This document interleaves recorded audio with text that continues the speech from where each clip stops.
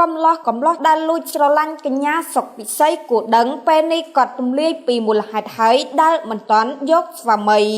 ជាការពិតណាស់តារាចម្រៀងសម្លេងផ្អែមស្រទន់កញ្ញាសុកពិសីពិតជាធ្វើឲ្យកំឡោះជាច្រើនលងស្រឡាញ់តាមចៃចង់កញ្ញាជាហូហែព្រោះតែភាពក្រមិចក្រមើមគួរឲ្យស្រឡាញ់សម្ដីផ្អែមស្រទន់មុខមានមុនស្នេហ៍ស្បែកសរលងមាត់សម្រស់ស្រស់ផូរផង់ប្រៀបដូចគំនូមិនតែប៉ុណ្ណោះតារាចម្រៀងមិនចេះចាស់រូបនេះថែមទាំងមិនប្រកាន់ច្រើនចំពោះហ្វេនដែលលេងសើចនឹងកញ្ញាឡើយក្នុងនោះក៏មានហ្វេនជាច្រើនតែងចោទសួរទៅកាន់តារាចម្រៀងរូបនេះថាកាលណាយកប្តីម៉ាក់សីគេយកប្តីអស់ហើយនៅឡើយតែម៉ាក់សីដោយឡែកហ្វេនមួយចំនួនទៀតក៏បានលើកឡើងបែបលេងសើចថាសំណប់ចិត្តសំណប់បេះដូងរបស់បង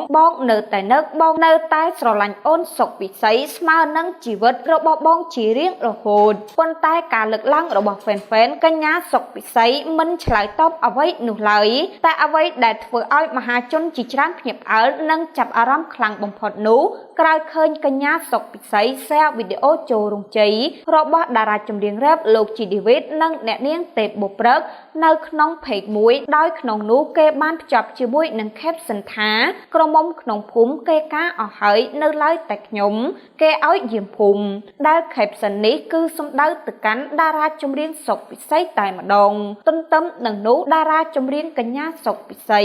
ក៏แชร์វីដេអូនោះបន្តរួចភ្ជាប់ជាមួយនឹង caption យ៉ាងខ្លីថានៅម្នាក់ឯងសប្បាយជាងព្រោះខ្ជិលឆ្លោះ